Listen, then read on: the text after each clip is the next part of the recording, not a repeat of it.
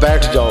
औरतें बैठ गईं तो महबूब फरमाने लगे, तुम्हें पता है जब किसी के घर में बेटी पैदा होती है हुजूर क्या होता है? फरमाया मेरा मालिक 2 फरिश्ते भेजता है। फरमाया वो आके घर वालों को सलाम कहते हैं, जिन्नों और इंसानों के अलावा सारी दुनिया उनके सलाम को सुनती है। फरमाया फिर वो फरिश्ते अपने परों से उस बेटी को ढांप लेते हैं और फिर उसके सर पर फेरते हैं और फरमाया फिर वो उनके बाप को कहते हैं इनकी सही तरह परवरिश करना।